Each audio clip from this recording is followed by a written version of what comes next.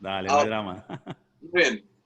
El licenciado Víctor García Casas, en el Instagram lo encuentran como @Víctor-García-Casas o @Fitbox-360, candidato a máster por la Universidad de Barcelona y por la Universidad de Tucumán, licenciado en Educación Física de la Universidad Nacional de Catamarca, docente titular de Fisiología del Ejercicio y Fisiología y Metodología del Entrenamiento del Instituto Superior de Formación Docente en Educación Física de La Rioja, Argentina. Hoy nos trae una ponencia de ejercicio y obesidad infanto-juvenil. Los dejo con ustedes, Víctor García Casas. Bueno, muchísimas gracias. Reitero mi agradecimiento para darme la oportunidad de participar y dar una manito. Vamos a comenzar sin más rodeos. Lo que sí veo que esa presentación tiene demasiadas candidaturas, que ya parezco un político. Vamos a tratar de revertir esa imagen negativa con lo que venga de ahora en más. Vamos a ver si lo logramos. Bueno, voy a compartir pantalla. Ustedes me van a decir si están viendo la diapo. ¿Sí? ¿Estás viendo la diapo ahí? Muy bien, sí. Faltaría presentar la publicación. Ahí va. ¿Se ve ahí? Sí, se ve bárbaro. Perfecto. Bien, genial. Bien, antes de comenzar quería aclararles y decirles que esta charla, que originalmente tiene un desarrollo de unas 8 horas, es algún resumen de ciertos aspectos importantes del tema que vamos a tratar, que está relacionado al ejercicio de la obesidad infantil, que es un tema muy amplio. Solo esta charla tiene 25 trabajos de investigación de referencia que, antes que me empiecen a preguntar y decir, bueno, ¿cómo vamos a hacer para acceder a esos trabajos? La magia de las comunicaciones me permite hacer esto, ¿sí? A ver, ¿sí? ¿Me permite? Sí, hacer esto. Y les acabo de mandar por el chat el link al canal de Telegram, a mi canal de Telegram, donde ya están subidos los 25 trabajos de investigación y las diapositivas que ustedes van a ver ahora. O sea que nada más necesitan entrar ahí, van a poder descargar todo para que lo puedan revisar con más detalles si ustedes lo desean, ¿sí? Genial. A comenzar con esta charla. Lo primero que quiero contarles es que dentro de las investigaciones científicas, o dentro de lo que son los famosos papers, ¿sí? Los trabajos de investigación, hay distintos niveles de jerarquía. Y esta jerarquía obedece a la rigurosidad, ¿sí? a la cantidad de datos que se exponen, a si el trabajo es transversal, es decir, se hizo una observación en un solo día o se hace a lo largo de un periodo de tiempo un poco más prolongado, a la muestra, ¿sí? A la muestra es la cantidad de personas que han participado del estudio, la cantidad de datos que se recolectaron. Y en la base de la pirámide, aquí en la base de la pirámide, están como, digamos, la categoría de evidencia con menos fuerza, con menos fortaleza, las ideas o opiniones de expertos. No significa que no tengan validez, significa que tienen menos fuerza de, por ejemplo, lo que está acá arriba, que vamos a ver alguna. ¿Por qué les muestro esto al principio? Porque, como les dije, hay 25 trabajos de investigación dando vueltas en esta charlita de 1 hora, y es interesante que podamos diferenciar entre lo que es un trabajo de investigación de corte transversal, un trabajo de investigación de corte longitudinal que se hizo midiendo durante varias semanas, la dificultad que genera hacer un trabajo de investigación de corte longitudinal con una muestra grande, con una N grande, es decir, incorporar muchos chicos al trabajo de investigación, porque tenés lo que se llama mortalidad muestral, es decir, los chicos no es que se te mueren, sino que, por ejemplo, dejan de venir a entrenar al gimnasio, abandonan el estudio, porque cuando haces un trabajo de investigación, lo primero que dejas en claro es que las personas lo pueden abandonar el estudio cuando ellos quieran. Y esto ha sido producto de que muchos trabajos de investigación y tesis de grado y posgrado se hayan caído, porque la gente directamente abandona, ¿sí? Porque está en su derecho. Bueno, en la parte más alta de la pirámide están los metaanálisis y revisiones científicas. De esas vamos a ver varias. O sea, ¿qué es lo que más jerarquía desde el punto de la evidencia tiene? ¿Sí? Entonces, vamos a tratar de encontrar algunas de esas. Vamos a tratar de encontrar algunos ensayos controlados, ¿sí? Algunos de estos que están por acá abajo, estos ensayos que se hacen incorporando sujetos a un estudio y tratar de que esos estudios sean longitudinales, que sean a lo largo de un periodo de tiempo.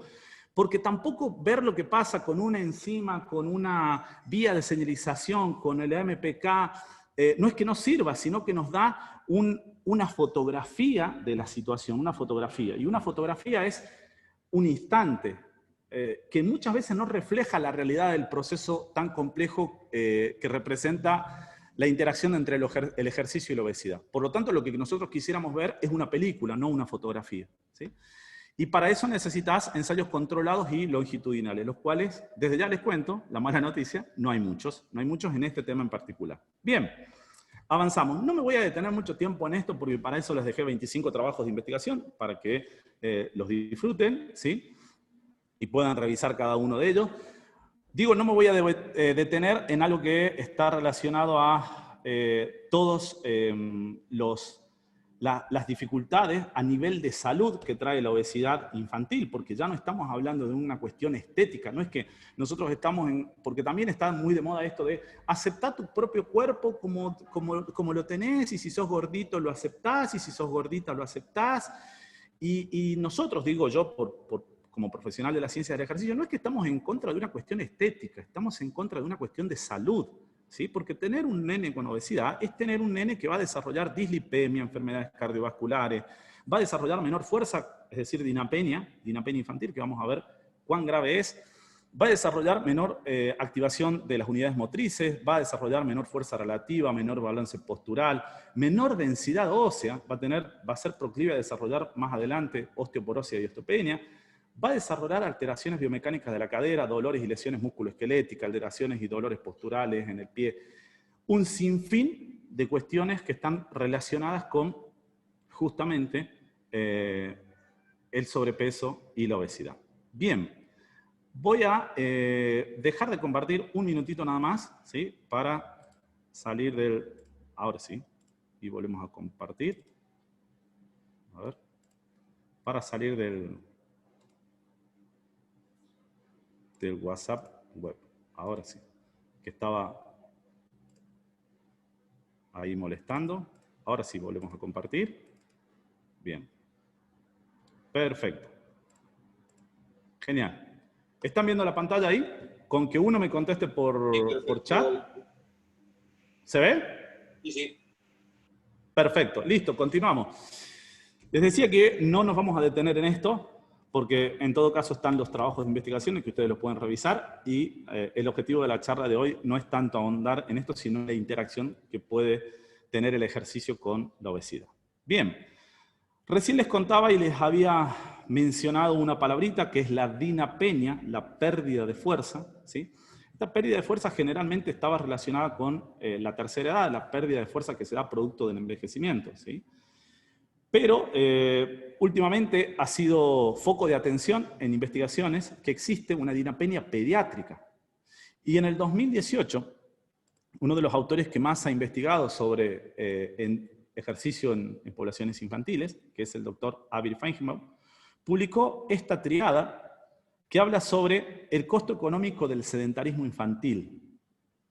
Y este triángulo podríamos empezar analizándolo desde el centro e irnos hacia los extremos, empezando, por ejemplo, con este aspecto, el trastorno por déficit de ejercicio. Hoy se considera que ya no se habla de un niño sedentario, ¿sí? Se habla de un niño que tiene un trastorno por déficit de ejercicio, ¿sí? Es considerado un trastorno. ¿Y qué es eso? Bueno, todos aquellos niños que no llegan a cumplir 60 minutos de actividad física diaria, y aquí viene la aclaración, de moderada a alta intensidad. Porque resulta que no cualquier actividad física le genera aportes suficientes al estado de salud en las poblaciones que estamos mencionando. Por otra parte, tenemos lo que se conoce como analfabetismo físico, ¿sí?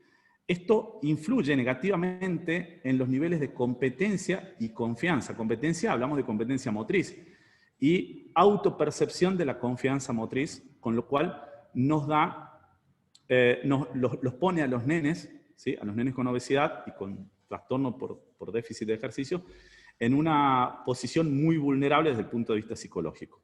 Y el tercer eslabón, que compone este triángulo, ¿sí? Aunque eslabón hace más relación a una cadera, pero bueno, yo lo voy a usar acá como para representar un triángulo, es lo que les había mencionado al principio, la dinapenia pediátrica, la pérdida de fuerza y potencia muscular. ¿Cómo saben esto? Bueno, por tablas comparativas, ¿sí? Comparan la cantidad de, por ejemplo, flexiones de brazos, la cantidad o la altura en un test de saltar y alcanzar de los niños de la década del 80 con los niños de la década del 90, con los niños del 2000, 2010, y se dan cuenta que esos niveles de fuerza han ido disminuyendo paulatinamente y que hoy estamos en condiciones de aseverar que esta generación ha desarrollado dinapenia pediátrica, es decir, una condición que era propia de la tercera edad, la están desarrollando nuestros niños. Esto trae aparejado alrededor el aumento del riesgo de lesiones musculoesqueléticas, el aumento del riesgo cardiometabólico y, por supuesto, un riesgo psicosocial que era el que mencionábamos hace un momento. A nivel mundial, el 81%, escucharon bien, 81% de los jóvenes entre 11 y 17 años no cumplen con la recomendación de actividad física mínima diaria, que es de 60 minutos de intensidad moderada o vigorosa. O sea que de cada 10 nenes o jóvenes, hay solamente 2 que cumplen con los 60 minutos. El resto no lo hace. Con lo cual estamos en un grave problema que representa a nivel global un estimado de un gasto que ronda los 54.000 millones de dólares por año en atención médica. Ustedes se estarán preguntando, bueno, pero si esto es así, ¿por qué los gobiernos no hacen nada? ¿Lo saben? Sí, claro que lo saben. ¿No hacen nada? No, no hacen nada, hacen muy poco. ¿Por qué? Eso va a ser motivo de otra charla. Y ahí es donde me vengo a parecer un poco político con estas candidaturas que mencionó al principio Oba. Lo vamos a ver en otra charla. Eso es motivo de análisis de otra charla, desgraciadamente, porque los tiempos aquí nos apremian.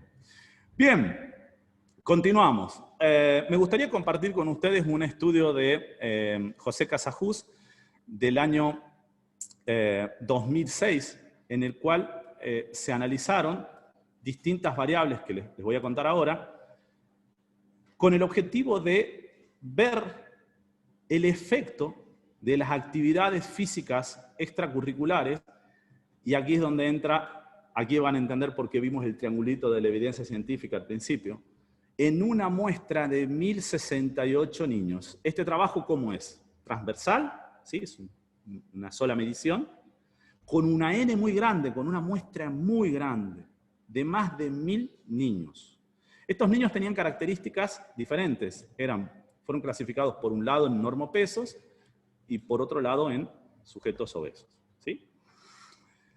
Pero también se los clasificó de acuerdo a si hacían solamente clases de educación física o si además de la clase de educación física concurrían a alguna actividad extracurricular de carácter motriz. Por ejemplo, ir a un club, jugar al básquet, jugar al fútbol, etc., al menos por 3 horas semanales.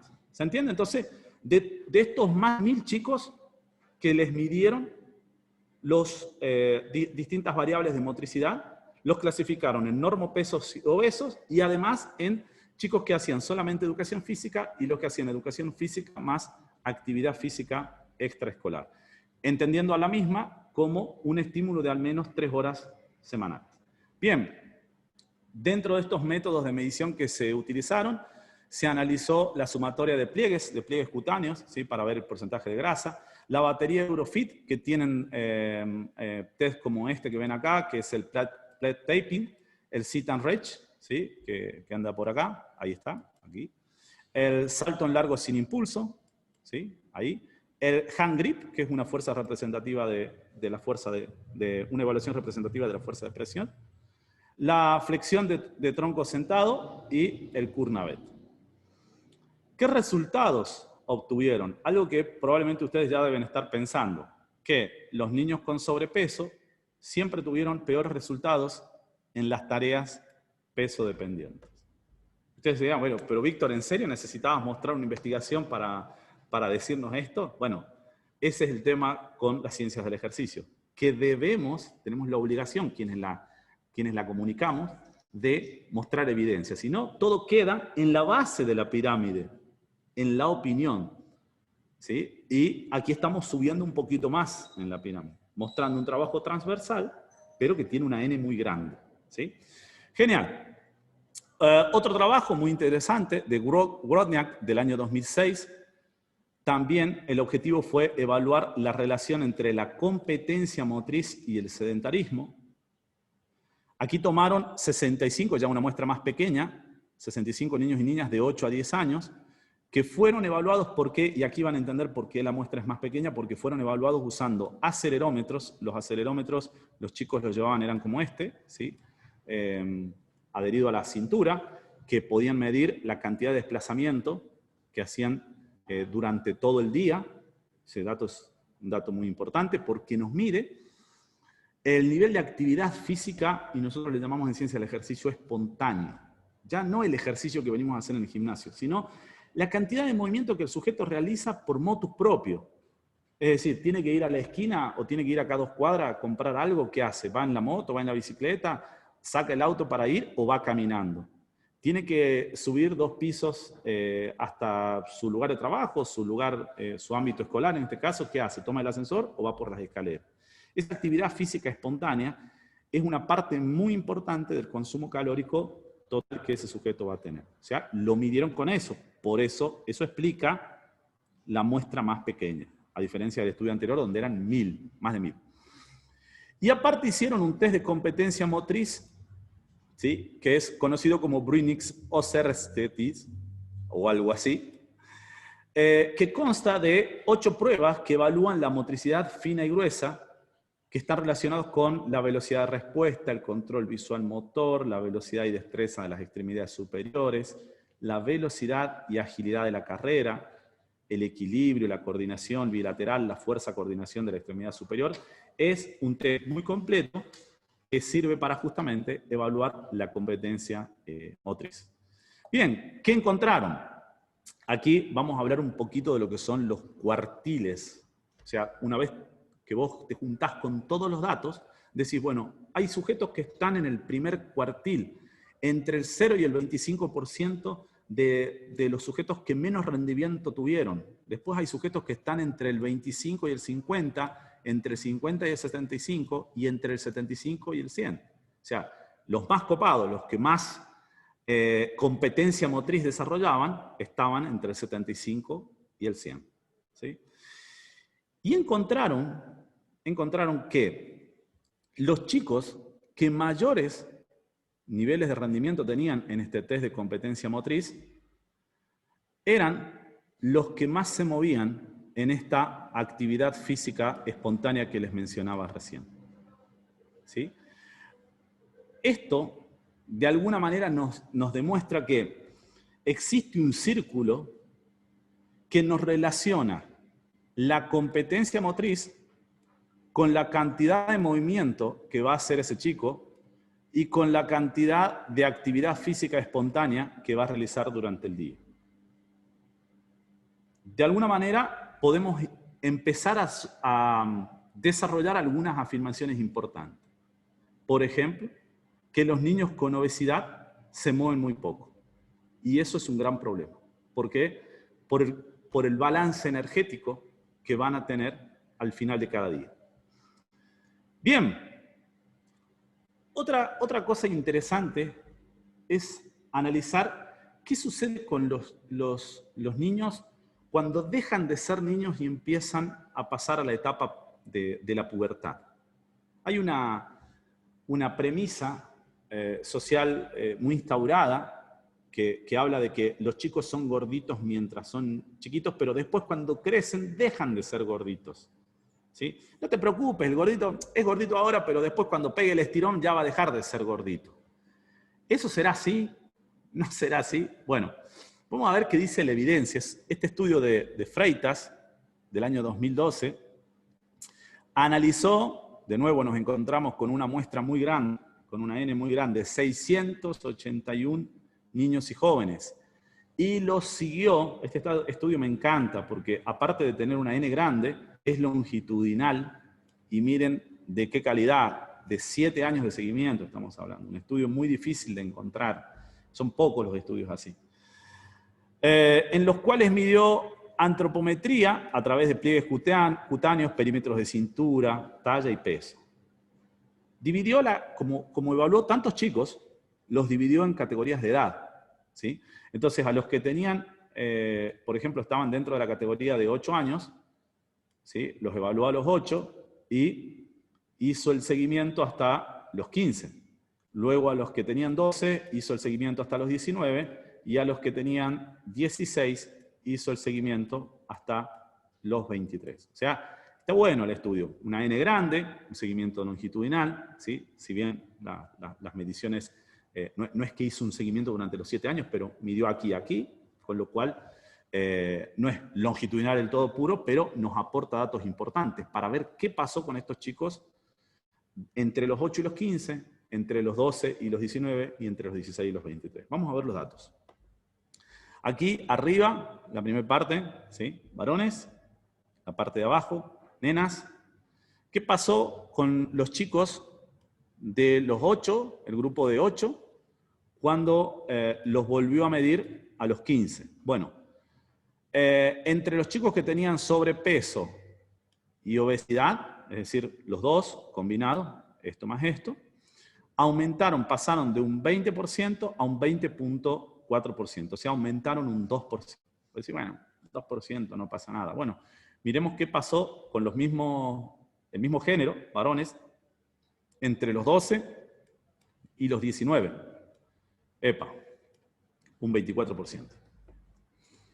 O sea que el 24% de los chicos, ¿sí? de esa muestra no estaban dentro de esa línea de obesidad y sobrepeso cuando se los midió a los 12 años. A los 12 años midieron y tenían el 18,8% de los chicos tenían sobrepeso y obesidad. Cuando los volvieron a medir 7 años después, ya no era el 18%, era el 23%, casi el 24%. O sea que había más chicos, esos mismos chicos, había más chicos con sobrepeso y obesidad. ¿Qué pasó con las nenas? Algo muy similar, pero llamativamente más alto, por mucho, entre los 8 y 15 años. Había 50% de nenas más con sobrepeso y obesidad.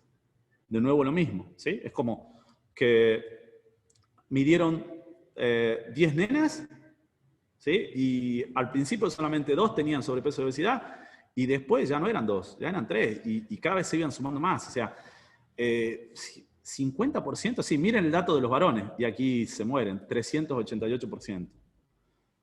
21% las nenas entre los 12 y los 19 años. 24% las nenas entre los 16 y los 23 años. ¿Quién nos dice esto? Bueno, nos dice que nos tira por tierra esta premisa de que los chicos van a bajar de peso al crecer. No, los niños con obesidad no bajan de peso al crecer. No bajan de peso al crecer. No esperes que el crecimiento lo resuelva. Sí, pero mirá, que mi papá era... Para, estamos hablando de generaciones totalmente distintas. Lo primero que les mostré es que las generaciones actuales tienen dinapenia pediátrica. Tu papá no tenía dinapenia pediátrica. Tu abuelo menos. Seguramente esas dos generaciones no tenían los niveles de sedentarismo que tienen ahora. No tenían este trastorno por déficit de ejercicio. Entonces no los podés comparar. Hoy la evidencia dice que un niño obeso tiene muchas posibilidades de ser un adolescente obeso. Perfecto. Antes de entrar a ver el estudio que les voy a compartir ahora, quiero hablar sobre lo que significa una diferencia y una diferencia estadística. ¿Sí? Tratar de explicarlo de la manera más simple. Vamos a ver si sale. Vamos a suponer que ustedes van a un negocio, ¿sí? A un almacén, y quieren comprar una botellita de agua, ¿sí? Para tomar agua en el gimnasio. Esa botellita tiene un precio de 98 pesos. Ustedes pagan con 100, saben que el valor es 98, pero ¿sí? El almacenero, el dueño del kiosco, del negocio, le dice, mira, no tengo la monedita de 2 pesos para darte. ¿Te puedo dar unos caramelos? Típica. ¿Te puedo dar caramelos? O directamente no te pregunta y te da los caramelos. Vos sabés que 100 pesos no es igual a 98. Pero sin embargo no haces problema. ¿Por qué? Porque la diferencia es no significativa. No es igual, pero la diferencia es insignificante. En este caso, para la estadística, decimos que la diferencia no es estadísticamente significativa. Pero si vos otro día vas a comprar al mismo negocio porque tu novia vio la botella que te habías comprado y dijo, ay, me traes una. Y dijiste, bueno, está bien, voy. Y justo ese día había un hot sale. Y la botella estaba en oferta, ya no en 98 pesos, sino que ahora está en 78. Entonces vos le pagás con 100 de nuevo. Y el dueño de la despensa te dice, che, mirá, no tengo para darte el vuelto, ¿te puedo dar caramelos? Vos probablemente no le vas a aceptar. ¿Por qué? Y porque ahora ya la diferencia es significativa. ¿Sí? Eso es llevado al ámbito de la estadística, cuando nosotros vemos que hay diferencia entre dos variables, pero no tiene un asterisco arriba, decimos que no hay diferencia significativa.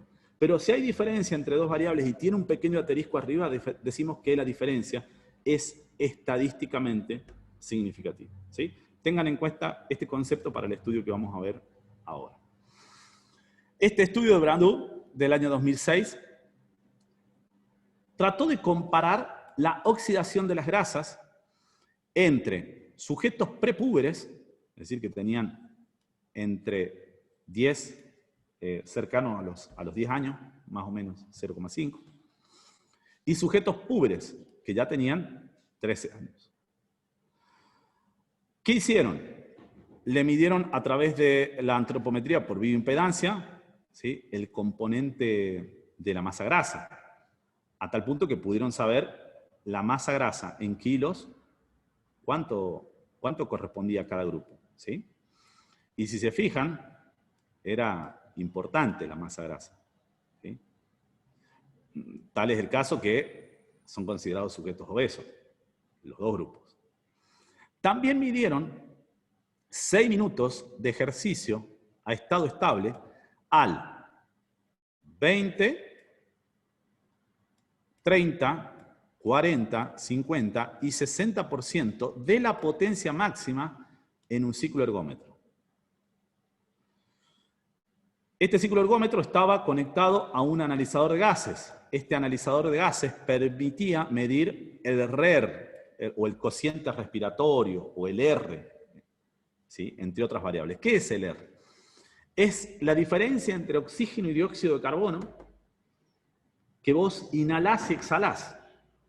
A partir de esa diferencia, de ese cociente, podés saber si la energía que vos estás produciendo en tu cuerpo para responder a ese ejercicio, a esa actividad física, proviene preponderantemente de las grasas o de los hidratos.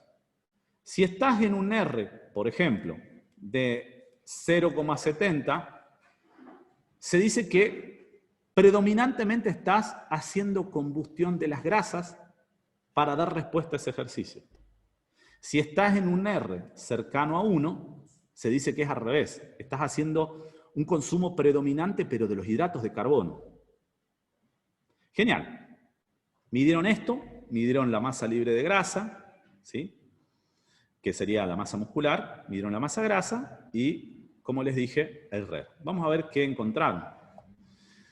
Fíjense, si nosotros vemos la oxidación de las grasas, ¿sí?, fat oxidation, en miligramos por minuto, del grupo de, en circulitos están los prepúberes y en cuadrado están los más grandes, los postpúberes. Ustedes van a decir, bueno, mirá, Víctor, los postpúberes tienen, y me dijiste que busque la estrellita, hay diferencia significativa y tienen mayor oxidación de las grasas. Sí, claro, porque es valor absoluto. Es decir, un nene más grande, ¿sí?, va a tener un mayor consumo de masa grasa. ¿Y por qué es esto? Volvemos a la tabla. Y en la tabla encontramos que el grupo ¿sí?, postpúbere, tenían 60 kilos de masa libre de grasa y los más chiquititos tenían 36 kilos. Entonces es lógico que la mayor masa muscular, ¿sí?, casi el doble, genere mayor oxidación de las grasas. ¿Cómo podríamos saber ya en términos relativos? Bueno, esto es lo bueno del estudio, que no solamente midió en términos absolutos, todo el consumo de grasas, de toda la masa muscular, sino también la midió por kilo de masa muscular. Al medirla por kilo, encontramos que las variables se invierten y son los prepúberes los que generan una oxidación de las grasas significativamente mayor a los postpúberes. O sea, los nenes más chiquitos, los que todavía no entraron en la pubertad, oxidan las grasas de manera más eficiente que los púberes. Esto muestra una mayor evidencia de este grupo para usar las grasas como combustible, sin dudas. De hecho, al hacer este análisis, que básicamente lo que busca es saber el crossover point, el punto en el cual, por un lado, tenés consumo de grasas. Mientras más arriba estás, más grasas consumís. Por otro lado, tenés consumos de hidratos de carbono. Mientras más arriba estás, más hidratos de carbono consumís. Y seguimos una línea. Por ejemplo, la de los prepúberes es el círculo abierto en grasas, ¿sí? El porcentaje de grasa. Aquí está, prepúber. ¿Sí?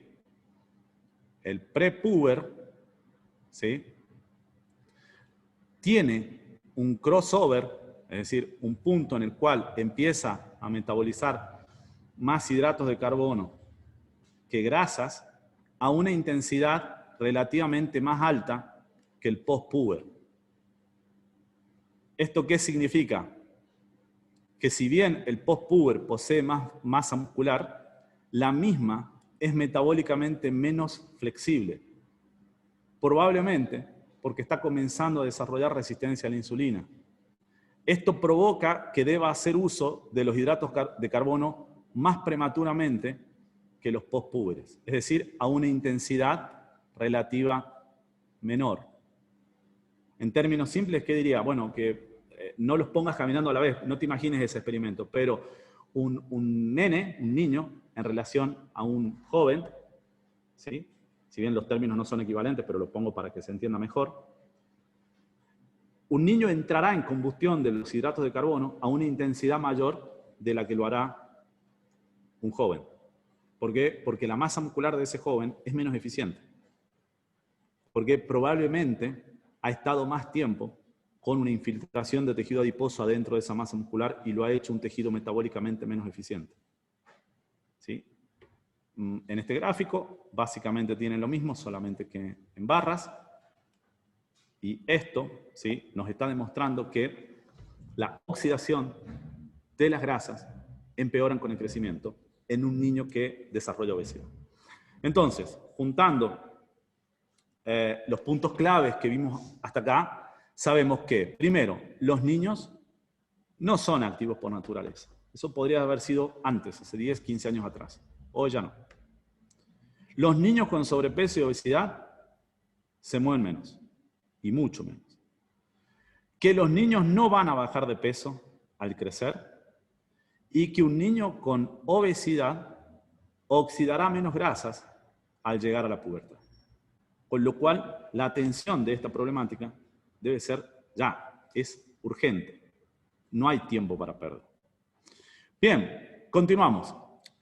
Acuérdense de esta imagen que la vimos al principio, no la vamos a volver a explicar, pero ahora sí viene y vamos a ver, ¿qué cosa? Un estudio de la cúspide de la pirámide, ¿sí? Vamos a ver una revisión muy interesante sobre la efectividad del ejercicio en la obesidad infanto-juvenil. Una revisión que, como ustedes verán, si hay alguien acostumbrado a leer revisiones sistemáticas, dirá, pero Víctor, me estás jodiendo, esta revisión está bien. Vos decís que una revisión que está en la cúspide de la pirámide, pero mirá cuántos estudios revisó. 4. Y el último no es un estudio, el mean es el promedio. Bueno, lo que pasa es que fíjate los estudios. Primero, fíjate los estudios tienen que ser longitudinales, fíjate las N, y fíjate la longitud del estudio. 4 meses, 5 meses, 2 meses, es muy difícil hacer esto. Entonces no hay muchos estudios. Pero ¿qué podemos encontrar? ¿Qué impacto tiene el ejercicio en la obesidad infanto-juvenil? ¿Puede modificar, puede cambiar el panorama? Cuando analizamos el peso, la variable peso, tenemos Acuérdense que el cuadrado, ¿sí?, representa el promedio de estos 4 estudios. Tenemos evidencia sustancial de que sí, de que va a ser una modificación en el peso, pero fíjense qué interesante, aumenta el peso, no disminuye, no disminuye. ¿Y esto por qué puede deberse? Bueno, por múltiples variables, aumento de la masa muscular, tasa de crecimiento. Recuerden que no estamos analizando sujetos cuyo crecimiento está estancado, acá estamos analizando sujetos que están en etapa de crecimiento, que es una variable que interviene también. Cambios en la masa muscular, fat free mass, ¿sí?, en la masa libre de grasa. Vemos con bastante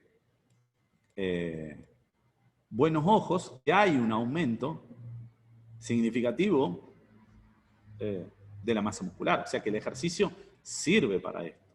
Pero tampoco es que genere grandes aumentos de la masa muscular. Cambios en la masa grasa, fat mass. ¿Hay? Sí, hay. Escuetas disminuciones. ¿Por qué muestro esta revisión? Porque tenemos que ser conscientes que el ejercicio va a generar un cambio, pero no le podemos pedir milagros. No podemos pedir que genere cambios trascendentales en el cuerpo de un niño con obesidad. Y menos si la obesidad es de carácter, por ejemplo, mórbido. ¿Sí? ¿Va a generar cambios? Sí. Es mejor que no haga nada, pero por supuesto. Pero no podemos hacer creer a nuestros pacientes, a nuestros clientes, que vamos a mejorar las cosas así, primero de la noche a la mañana, y que vamos a generar grandes cambios, porque eso no es real. Bueno, pero ¿qué tipo de ejercicio es el problema? Hay un consenso más o menos establecido en cuanto a la fuerza. No pasa lo mismo en cuanto a la resistencia cardiovascular, porque hay defensores del método de baja intensidad, defensores de los métodos de alta intensidad, y aquí no se nublen con la pregunta de alta intensidad en chicos obesos, las articulaciones. No, porque nosotros acá en el gimnasio tenemos 1000 formas de hacer que el ejercicio sea de alta intensidad sin impacto en las articulaciones. Eso no está en discusión. La discusión es, ¿qué es mejor? ¿Alta o baja intensidad? ¿Sí? Y no vamos a entrar en la discusión qué es mejor para la combustión de las grasas, porque si revisan por ahí en alguno de los vivos con Juan Heredia, creo, justamente hablamos de la irrisoria cantidad de grasa que podés llegar a quemar durante el ejercicio. Es paupérrima. Entonces, entrar en esa discusión, a ver qué ejercicio, y vamos a ver por ahí variables que tienen que ver, y al final nos vamos a dar cuenta con que la variable más importante no es la cantidad de grasa que se oxida. Bien, vamos a ver los de fuerza. Este estudio de McGuigan del año 2008 es uno de los que ustedes pueden encontrar, ¿sí? No es el único, pero es uno que yo lo elijo, ya van a ver por qué. Tomó a 48 niños de 7 a 12 años con sobrepeso y obesidad y los sometió a un programa de entrenamiento. Sometió queda mal, pero bueno, los invitó a participar de un programa de entrenamiento de 8 semanas en el cual entrenaban 3 veces por semana. Aparte, se hizo control de la dieta, se les pidió que registren 3 días, de los cuales eran 2 días escolares y 1 día del fin de semana. El registro, decir, bueno, pero la intervención de la dieta fue solamente el registro, sí, porque se ha comprobado que los sujetos cuando tienden a ordenar su dieta con el solo hecho de pedirles que anoten lo que comen, con el solo hecho de eso, hagan la prueba ustedes y después me cuentan. Anoten lo que comen durante 3 o 4 días y se van a dar cuenta que solos empiezan a anotar de una manera más ordenada y a comer de una manera más ordenada, porque se dan cuenta de la cantidad de porquerías que comen. La actividad, se pidió que registren la actividad durante los 3 días, se midió la composición corporal a través de un análisis de DEXA, se midió la fuerza en un RM de sentadilla, se midió la potencia de salto a través de un squat jump y un counter move jump, se midió la resistencia a través de la máxima cantidad de flexiones de brazo, ¿sí? Vamos a ver qué encontró, pero antes, por eso les dije que me gustaba este estudio, porque es de los pocos que te deja el programa de entrenamiento que realizamos, ¿sí? Y yo me tomé el trabajo para ustedes de traducir, porque esta es la tabla original de McGuigan, está en inglés, así que les traduje todos los ejercicios, después los pueden ver con paciencia a los ejercicios que realizó durante el día 1, 2 y 3, tienen la cantidad de series, ¿sí? Las repeticiones mínimas y máximas, el tiempo de ejecución y la pausa. Esto es buenísimo, y esto se nota que aquí de la mano hubo ya un entrenador, porque muchas veces los estudios, la otra vez hablábamos, creo que con Juan Heredia también, de estos estudios que te dicen, se realizaron 8 repeticiones máximas. Y vos decís, esto es mentira, porque una semana vas a poder ir a tirar 8 repeticiones máximas, y la otra semana no lo vas a poder hacer. Pero cuando me das un rango, te creo más. Cuando aparte me das tiempo de ejecución, te creo más aún. Me das pausas, me das series y me das los ejercicios, te creo bastante. Entonces, por eso elegí este estudio. ¿Qué encontró el señor McGuigan? Bueno, primero encontró de la semana, acuérdense que duró 8 semanas, de la semana 0 a la semana 8, encontró una disminución, y aquí entra la razón de la diapositiva con el kiosquito y las botellas, una disminución significativa de la masa, perdón, un aumento significativo de la masa libre de grasa, es decir, la masa muscular. Y una disminución del porcentaje de grasa también significativo, con lo cual las dos variables que más nos interesan ya están abrochadas en este estudio. Ya les dimos un visto bueno, ¿sí? Aquí tienen el mismo gráfico, solamente que porcentaje de masa grasa, y después, como era obvio, iba a encontrar mejoras significativas en la fuerza, mejoras significativas en la potencia. Bien, vamos a analizar ahora, en el tiempo que nos queda, el tema del ejercicio cardiovascular. ¿Qué hacemos? ¿Baja o alta intensidad? ¿A qué le llamamos baja? Bueno, baja intensidad, aquí tienen una serie de estudios que están incluidos en el Telegram, así que no se preocupen, que utilizaron intensidades que van de entre el 55 y el 70% del VO2 pico, no máximo, ¿sí? Básicamente porque los niños generalmente no hacen ese plató que sí hacen los adultos, por lo tanto se considera la utilización del VO2 pico como variable en lugar del VO2 máximo, con un volumen que va entre 15 y 40 minutos, con métodos que pueden ser intervalados o continuos, y medios que pueden ir desde la cinta fija, bici fija, cinta fija no, sería una redundancia, aunque puede haber una cinta que se mueva. O no, en realidad la palabra iba para acá, era bici fija, Víctor, y cinta como va, ¿sí? No le pongas palabras que no lleva. Y caminata fija también. No, mentira, caminata fija no. Caminata en movimiento. Bueno, el ejercicio de baja y moderada intensidad ha demostrado ser eficiente en programas de entrenamiento para niños y jóvenes con sobrepeso y obesidad. O sea, la eficiencia no está en discusión de estos programas de entrenamiento de baja intensidad. ¿Son eficientes? Sí, son eficientes. Pero quiero saber cuáles son mejores. Bueno, vamos a buscar, cúspide de la pirámide, una revisión y un metaanálisis de Tibel publicado en el año 2018 que comprueba, ¿sí?, que los ejercicios de alta intensidad, tipo HIIT, han demostrado su eficacia en los programas para la reducción del peso corporal, ¿sí? Han demostrado, de nuevo aquí, si se fijan ya tienen más estudios, y este triangulito es el mean, el promedio, tanto una disminución del peso corporal como una mejora del VO2 máximo. O sea que funcionan, les mostré evidencia por un lado que los de baja intensidad funcionan y los de alta intensidad también funcionan. Pero bueno, del otro lado, está bien, los dos funcionan, pero ¿cuál es más mejor, diría la vieja? ¿Cuál es más mejor? Bueno, en esta, de nuevo, cúspide de la pirámide, metaanálisis de García Hermoso, del 2006, aquí lo que se hizo fue, esto se llama flowchart, que es una serie de, empezó seleccionando 849 estudios y después fue descartando de acuerdo a criterios de inclusión, y al final se quedó con 9 estudios en los cuales cumplían estos criterios de exclusión e inclusión, y en los cuales se analizó niños y adolescentes que tenían sobrepeso y obesidad, que estaban en estudios aleatorios controlados, que hubieran utilizado protocolos de HIIT, que tuvieran grupo control. Esto es fundamental. ¿Por qué tienen que tener grupo control? ¿Qué es el grupo control? Un grupo de pibes que no hace nada, que se los mide al inicio y al final de las 8 semanas, 12 semanas, 16 semanas, pero que no hace nada.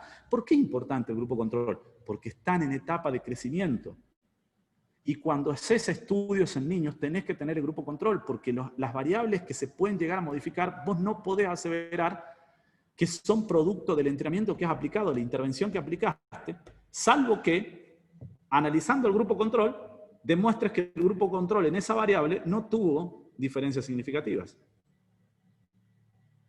Por lo tanto, la inclusión del grupo control era parte de los criterios de inclusión de este metaanálisis, por eso es que se quedó, fíjense, de 849 termina analizando solamente 9, ¿sí? Con y sin dieta. Aquí podríamos ponernos un poco más exquisitos y decir, bueno, che, don García Hermoso podría haber hecho, bueno, García Hermoso nos diría, bueno, don Víctor García, hágala usted a la revisión. Y tendría toda la razón del mundo, mandarnos a que nosotros la hagamos. Pero esto es lo que tenemos y es lo que vamos a analizar. ¿Qué encontraron? ¿Qué encontraron? Este gráfico lo que hace es dividir los estudios que analizaron una variable, por ejemplo, la presión sistólica y diastólica, aquí tienen todos los estudios, ¿sí? Y acuérdense que el triangulito, en este caso el rombo, perdón, en oscuro es el promedio.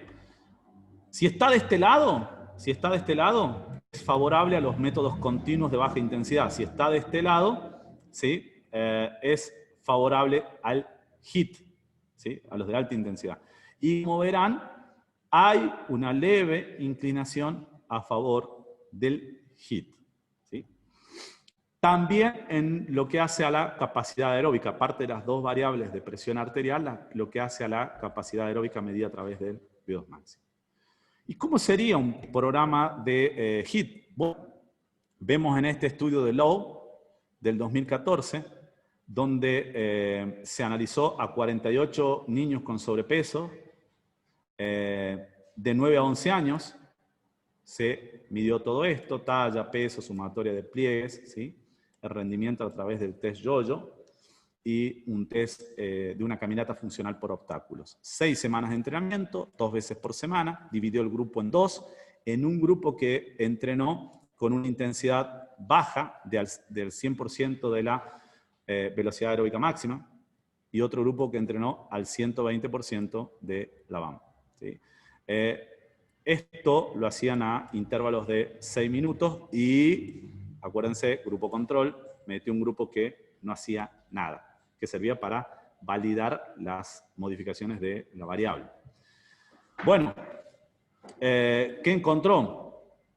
Que si bien había cambios en los dos grupos, en el de baja intensidad y en el de alta intensidad, concluyó que el HIIT es una estrategia más eficiente en cuanto a su aplicación referida al tiempo. ¿Qué significa? Que si el tiempo de ejercicio, es decir, la disponibilidad horaria que tiene este niño o niña es una variable importante, deberías inclinarte por el HIIT, pero que las dos son variables, los dos métodos generan cambio. Aunque si nos ponemos un poco más quisquillosos, encontramos esto, que en la sumatoria de pliegues, ¿sí? Tuvieron mejor resultado de los que hicieron HIIT. Y también en el test de rendimiento. Pero esto es lógico porque el HIIT es más parecido a la evaluación que utilizaron para validar el dato, ¿sí? Bien, otro trabajo también de investigación referido al HIIT. Aquí analizaron 99 niños de 7 a 16 años, midieron el fitness cardiorrespiratorio, la grasa abdominal y la composición corporal. Los analizaron durante 12 semanas, entrenaron 3 veces por semana y aquí también hubo 3 grupos. Un grupo que hizo HIIT, un grupo que hizo entrenamiento de moderada intensidad y un grupo que vendría a ser grupo control, que hicieron solamente recomendaciones nutricionales. ¿Por qué sirve de grupo control? Porque los otros 2 grupos también hicieron recomendaciones nutricionales. Este estudio lo incluí porque te muestra un poco también el protocolo. Me gustan los estudios que muestran el protocolo. Aquí te muestra que el grupo que hacía HIIT hacía un gran escala que iba de los 0 a los 10 minutos a una intensidad que rondaba el 60 al 70% de la frecuencia cardíaca máxima. Luego hacían 1, 2, 3 y 4 intervalos de entrenamiento de 4 minutos entre el 85 y el 95% de la frecuencia cardíaca máxima, con pausas, ¿sí? Pausas pasivas de entre el 50 y el 70% de la frecuencia cardíaca máxima. ¿Qué duración tenían las pausas? 3 minutos. Esto es lo lindo de estos estudios, que te incluyen el protocolo para que vos te puedas guiar. Y por otra parte, el grupo de baja intensidad hacía directamente todo el protocolo entre el 60 y el 70% de la frecuencia cardíaca máxima. ¿Qué encontraron? Bueno, aquí hay que aclarar también que analizaron a chicos obesos y chicos con peso saludable. ¿Y cómo los categorizaban? Bueno, fíjense, por el peso, ¿sí? Ahí tienen, 74 kilos contra 41 kilos. Y fíjense un dato importante. Miren el VO2 máximo de los chicos con obesidad, 31 mililitros por kilogramo por minuto. Y 52 de los chicos con peso saludable. Grasa total en porcentaje, 44 y casi 20%. ¿Y qué encontraron? Que con el HIIT se mejora la variable de rendimiento cardiovascular expresada a través del VO2 relativo en mililitros por kilogramo por minuto, de una manera significativamente más alta que al compararlo con el grupo continuo, pero que las otras variables, como son el peso, la masa grasa y la masa muscular, la fat free mass, no evidencian tantas diferencias entre un método y otro, ¿sí? Por lo tanto, podemos decir que el entrenamiento de fuerza debe basarse en ejercicios multiarticulares, como vimos en el trabajo de McGuigan, mientras que en el entrenamiento cardiovascular podemos usar ya sea ejercicios a baja intensidad, que ronden el 55%, sería el piso del VO2 máximo pico. Podemos hacer también una relación con la frecuencia cardíaca ahí, después. O entrenamientos a alta intensidad que estén por el 85% de la frecuencia cardíaca máxima. Y que los HIIT sí han demostrado una mejor relación tiempo-eficacia. Es decir, que cuando estás corto de tiempo, los HIIT serían la mejor opción.